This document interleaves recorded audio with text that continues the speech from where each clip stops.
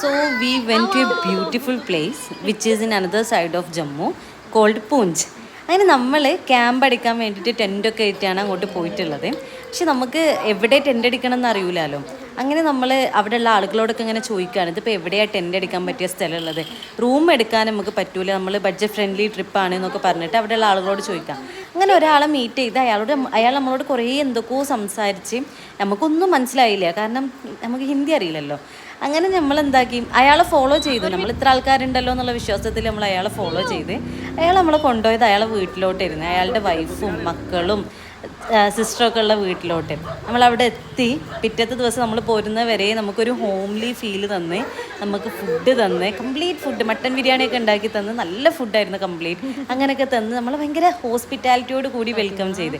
ഞാൻ അങ്ങനെ ആലോചിച്ച്, നമ്മുടെ നാട്ടിൽ ഇങ്ങനെ ഒരു സ്ട്രേഞ്ചർ വന്നാൽ നമ്മൾ ഇതേപോലെയൊക്കെ വെൽക്കം ചെയ്യുമോ? ചിലപ്പോൾ നമ്മൾ ഹോം സ്റ്റേ ഒക്കെ പറഞ്ഞു കൊടുക്കുമായിരിക്കും, പക്ഷെ നമ്മളെ വീട്ടിലേക്ക്